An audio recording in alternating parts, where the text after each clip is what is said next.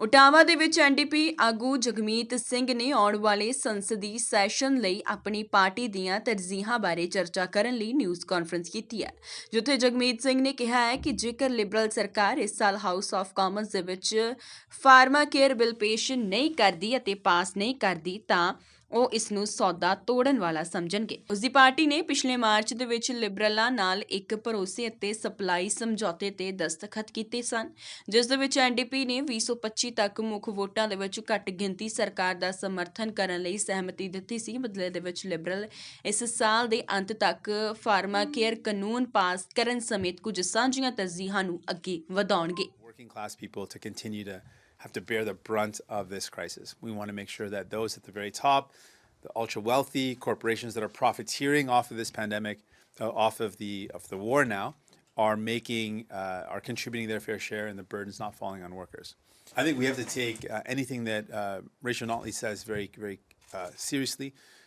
Rachel has shown that as Premier, she was a strong voice for workers. She's a defender of people, and if she's raising a concern, we should be listening very carefully, and we will. That's something we take very close to heart.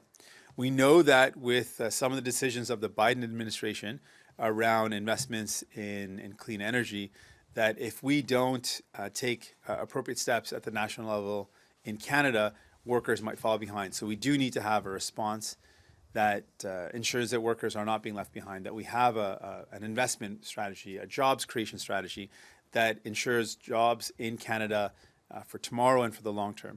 And that's something that we have to be very aware of, and we're going to continue to work hard to make sure energy workers, resource sector workers are protected, their jobs are there for them, and that there are jobs that are long-lasting and sustainable that are built for them. And so those are things that we think are very important priorities.